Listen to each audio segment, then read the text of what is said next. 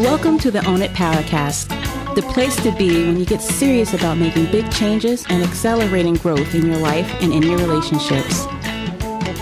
Finally create the life you've always wanted, living life on your own terms. Learn how to take your fear and turn it into powerful choices that will create sustained change. Now your host, Mary Baker. Hey everyone, welcome back to the Own It Powercast, the place to come to get what you need to move yourself forward.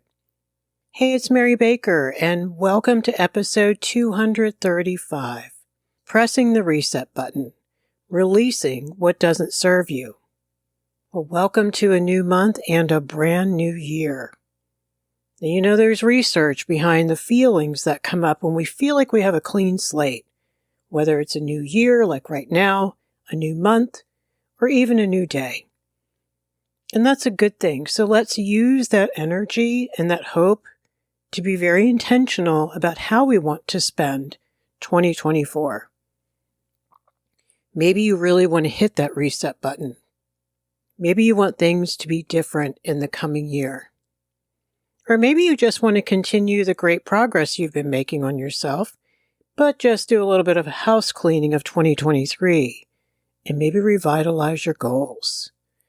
Wherever you are, it's always good to take time with ourselves to get clear, to get honest, and then get intentional. Because I think that's how we take our power back and how we keep it. All right, but before we do, if you like what we're getting into today and you like what you've been listening to on the other episodes, make sure you check out the course, Finding Your Voice, which is an immersive self-paced course with 12 modules, all the great pieces. It allows you to take the work deeper in a more meaningful way. It gives you the support in the group coaching and the one-on-one coaching if you decide to go that route to create some real change in your life. So hit the link in the show notes. If you have any questions, reach out. I answer every message that I get. Okay, so let's get into it. So before we can move forward in 2024, of course, we have to do what you may have already been doing, and that is reflect back on the year that we've had. We want to validate, we want to honor, not to wallow, but just to take stock of where we've been and where we are right now. So I want you to think about some things as you're listening. If you're in a place where you can write things down, that's great. If not, just see what comes up in your heart and you can write about it later. So the first thing I want you to think about is, what was good that happened to you last year, and or what are you just grateful for? Even simple things like you're here, you're breathing. Or even things that maybe didn't happen that you were afraid might happen. Like a recession or a health scare or a job loss. So include those things too. Okay, what were the good things? And then what was hard? Physically, emotionally, financially, spiritually. For some of you, gosh, maybe all of the above, and my heart goes out to you. What was hard? Taking a moment to acknowledge, to get real. And then finally, what are some lessons that you learned or you're beginning to learn, or just things that you're starting to see? Now, reflection's really important because if we're going to identify what needs to go, first we have to get real with what our reality has been. We call this emotional baggage because at this point we want to take responsibility of what we continue to allow into our life, or what we're still holding on to. Now, this is by no means an exhaustive list, but here are some things that are common emotional burdens that we might carry. The first one is grudges. Carrying resentment or anger from past conflicts can be exhausting and draining. We know that. Letting go of grudges allows space for healing and personal growth. Now, we can't just step over them. I think there are things that we have to grieve in order to heal. I think if we have resentment, it points to unresolved grief, some very vulnerable things maybe we don't want to sit in and feel, but we need to. And then cognitively, we need to think about, is my focus outside of me all of the time? Am I obsessing about that person and or that situation? My focus needs to be within. Another thing we need to let go of is self-doubt. If you're constantly questioning your abilities and your worth in some way, shape, or form, it's really going to hinder your personal development. Releasing self-doubt opens the door for you to have self-discovery and eventually confidence. But you can't talk yourself out of possibilities just to play it safe. And we can often do that. Another thing we really need to release, and boy, this is a process, is fear. Whether it's fear of the unknown, of failure, of judgment, fear can really be paralyzing. We know that. And perfectionism is in this bucket. We need to confront and work through and heal our fears if we want to feel empowered. And we often need support working through fear. So if you haven't been able to do it alone, it's because you can't do it alone.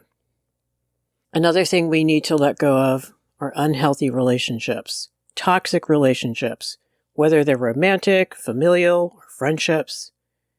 We know that they're draining. We know they're detrimental to our mental health.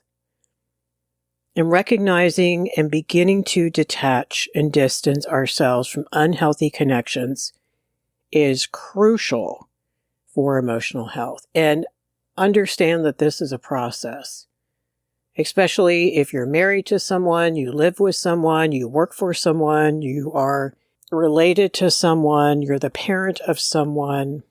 This isn't easy, but there are gradients of boundaries that we can work on. Another piece of baggage we need to let go of is guilt. Lingering guilt about your past actions or about decisions you made can really weigh heavily on your mind, and I get that. And guilt is healthy in the sense that it helps you acknowledge your mistakes, hopefully helps you learn from them. But forgiving yourself and trying to make things right is a better way forward. Another one is regret. If we are wrapped in thinking about the missed opportunities or choices, it can really keep us stuck, ironically, and make it worse. It is important to grieve the big and little things, but instead of obsessing, which is cognitive, try to drop into some feelings about it when you can. What makes you angry about that? What makes you sad, disappointed? What shame comes up and what guilt? Again, back to the grief work. What do you need to grieve towards acceptance, which is where the forgiveness comes? Another thing to let go of is comparison. Comparing yourself to others can really make you feel inadequate. Embracing your individuality and appreciating your personal achievements does help in letting go of the comparison trap. Now, I think it's okay to glean important information about things that you actually want for yourself, like being healthier like your neighbor who walks every day, or saving more money like your girlfriend does, being more assertive like your coworker. Because those are things that you want for self. But everyone's situation is different. And what might be easy for one might be harder for another. Along with this, we need to let go of negative self-talk. Because we know that the stream of negative thoughts can really impact our self-esteem, because your subconscious doesn't know the difference between real and not real, oftentimes. And if it hears something enough, it starts to believe it. So cultivating positive self-talk and practicing some self-compassion, believe me, will help contribute to a healthier mindset.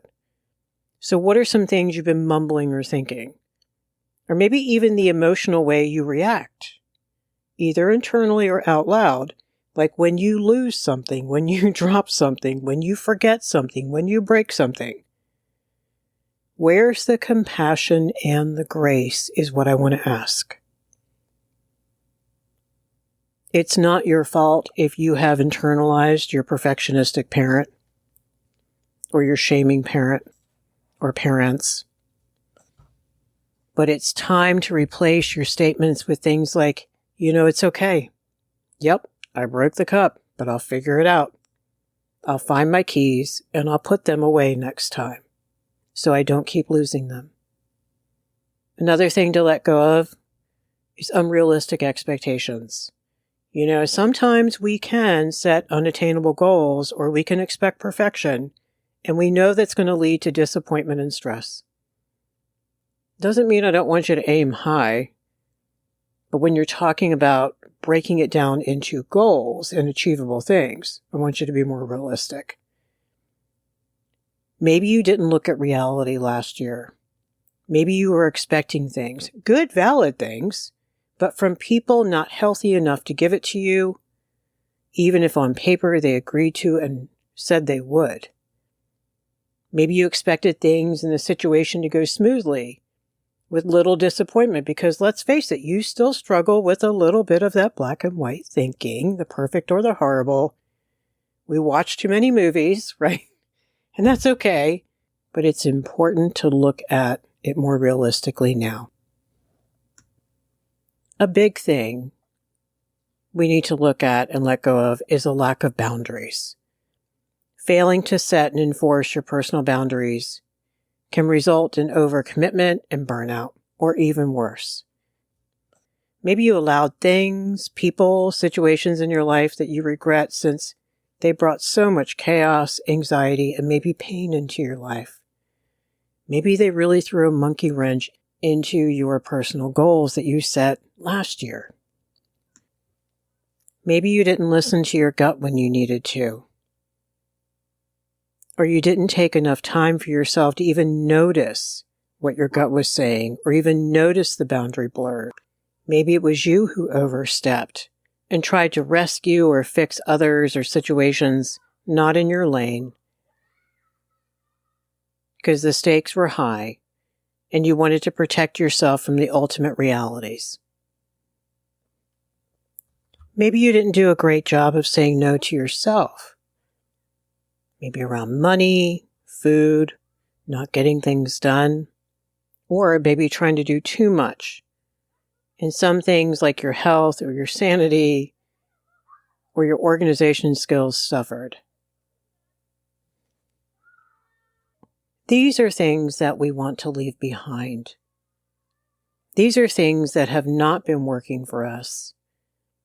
And instead of setting resolutions, we're getting real instead so that we can make real changes that last. So what I'm asking you to do is look at your patterns and your habits and your situations that haven't been so great. But I want you to also bring lots of love and compassion to all of this. You were right where you were supposed to be, and I know you hate hearing that. Sometimes I do too. But it is important. It's important to have acceptance of the reality and to love yourself enough and give yourself hope to change. So I want you to ride that fine line between getting real and being loving and compassionate about getting real. Do the and both. I let some awful things into my life, you say, and I'm going to work real hard on getting them out of my life this year. Okay, so let's talk about the boundary work that we need to do to make things better this coming year. And this is a process. Be sure to be kind to yourself while you're doing this work. Boundary work is so much more than just saying no. It's about setting boundaries, yes, but also about making choices that align with your personal well-being. Now, here are some reflective questions you can ask yourself to assess and maybe figure out how you want to change some things here. One question is, what are your core values? Understanding your values really can help you identify the behaviors and the situations that either align or conflict with your principles. And that may take some thinking or sitting down and writing about, so take your time with that one. Does your life reflect what you value?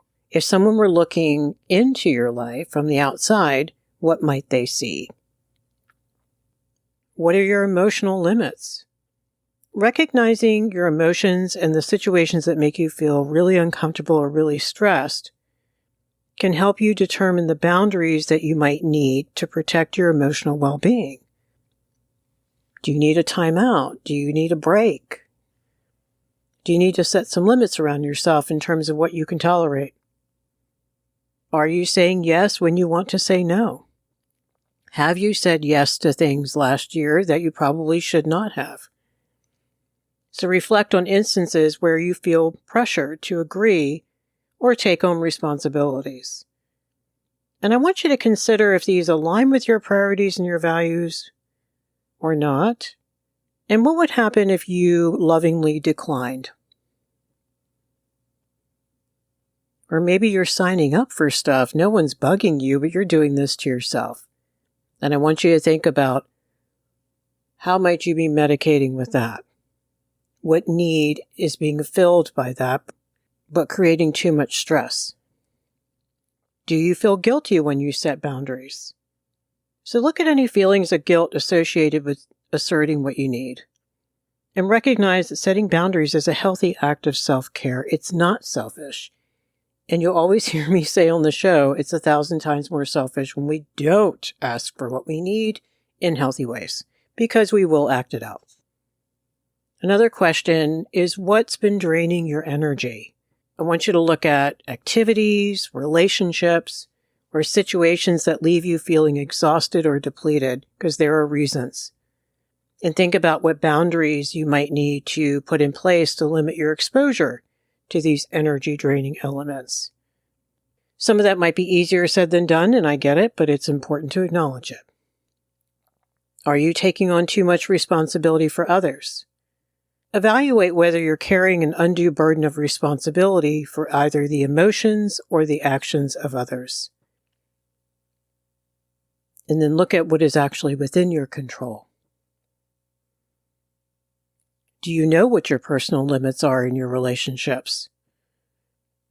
The time commitment, the personal space, what are you comfortable with? How do you want to be treated? Clearly define the respectful and considerate treatment you expect and need from others, and be prepared to communicate these expectations. Look at your communication skills. Do you need some coaching around expressing your needs, your desires, and your boundaries? What are your deal breakers? What is non-negotiable for you? Either values or behaviors that you can't tolerate in relationships or situations, no matter who is in that situation. Think about what your boundaries would be around these aspects. Ask yourself, do I prioritize my self-care? What things do I let slip or go to the wayside? And why am I doing that? Or maybe 2023 just had so many crises in it outside of your control and you just want to get back on track with taking care of yourself. Ask yourself, am I seeking too much validation from others? Am I overly dependent on external validation? What do I need to do to work on my self-worth independent of other people's opinions? So reflecting on these questions can give you some valuable insights into areas where you might need to establish or reinforce some boundaries. But that's going to lead to healthier and more fulfilling relationships, especially the one with yourself. Okay. So we've done all this reflecting and analyzing, and I'm sure you're going to have to take more time beyond listening to this now and go do some writing or some journaling or some sharing about what's been your reality. But now I want to talk about looking ahead. How do we create space for growth? What are some things that we can do? And some of these things you might have done in the past, thought about doing, or are already doing, and that's good. If you're already doing this, then this is just affirmation. What are some strategies for letting go? So what's important first is to acknowledge. Acknowledge what you've been feeling. Acknowledge what you're feeling now as you're listening to this. Recognize and accept the emotions you're experiencing. I want you to allow yourself to feel without judgment. Lots of no wonders and self-compassion. No wonder I'm sad or pissed or hurt. Put your hands on your heart as you do this and feel the difference. Even better, share with a safe person, or at least journal it. Practice mindfulness. Try to engage in mindfulness and whatever meditation you're comfortable with to try to stay as present and as grounded as you can. Try to focus on the current moment rather than dwelling on the past. We can't fix anything when we're caught up, too busy, too disconnected, obsessing too much, because it keeps us from what's going on right now. Running is how we got here. The more present you are with yourself, the better life is going to get, I promise you. But that brings in forgiveness and compassion. Lots of compassion and understanding towards yourself. Not excuse making and rationalization. I'm not talking about that. I'm talking about acknowledging the truth and hugging yourself through that. Create rituals of release. Perception is reality and rituals help. Try to find some symbolic rituals to signify your letting go. Whatever comes up for you, whatever feels right, just go with that as long as it's moral and legal. Maybe you write things down that you want to release and you burn the paper. Or maybe you bury symbolic objects. Whatever rituals you need to let go is what matters. Next, try to keep shifting your focus to the future in a healthy way, towards your goals and towards your aspirations, especially when you get frustrated. Concentrate on what you want to achieve rather than dwelling too much on last year. Yes, sometimes we need to toggle back and forth because we forget, but hope comes, I think, from the belief that you can actually start changing things and making them better. That's why I do this work, because I believe that we can make things better. What can help is some positive affirmations. Try to reframe your mindset. Try to repeat statements that they're honest, but they also promote self-love, resilience, and growth. Statements like we talked about earlier, like, I can do this. I can make changes. I can do that by, fill in the blank. Or I can practice doing X. Or I can reach out and get coaching and support around Y. So you make it real. So you're reframing the thoughts, but you're making it more positive and more hopeful and doable.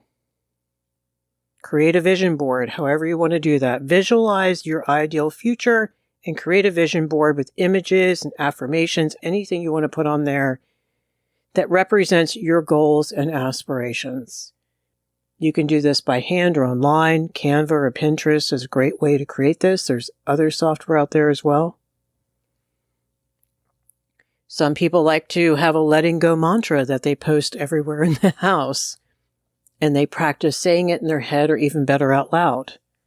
So repeat a letting go mantra to reinforce your commitment. For example, I release what no longer serves me. I embrace the possibilities of the present.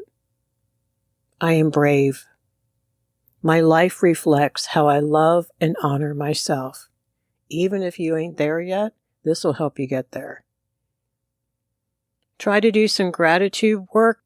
Focus on the positive aspects of your life. I like gratitude, like I've said before, because it isn't toxic positivity.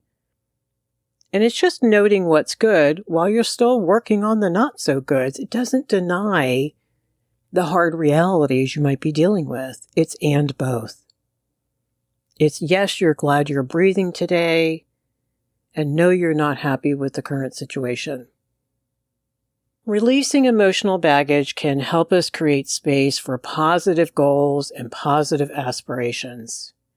We have to be ready to be different, ready to feel better, done with what is not good for us, done with what we've outgrown. See, even by listening today and having some things come up, you grew more than you realized last year, or you would still be in denial, and you're not. So be happy about that. Do the emotional work, get clear, let yourself grieve, then get ready. Set those intentions, keep your list small and simple. You can always add more stuff later, but if you don't make it doable, you won't do it. Neither will I. So today we talked about hitting that reset button so we can have a different and better year than the last one. We got into letting go, setting boundaries, and embracing a fresh start. Instead of resolutions, we got real about some hard things and some good things. Now, some of this work requires honesty and accountability in order to be real enough to create actual change. The power to reset emotionally is in your hands. Carry the lessons you've learned forward. Work on releasing what holds you back. And step into this new year with a renewed sense of self. You got this. Now here's to a journey of growth, resilience, and the joy of new beginnings. If you struggle to set boundaries and have some serious sorting out to do when it comes to what you allow in your life, hit the course link in the show notes and get into that work and make some real changes in your life. And I'm there to support you all along the way. All right. Thank you so much for hanging out with me today. I hope this was helpful. Pass it along to someone you think can also benefit. If you want the newsletter with all the great information about upcoming workshops and masterclasses, go to ownitpowercast.com or message me and I will get one to you. All right, so take good care of you, pay it forward, keep focusing on you, and I'll see you next time.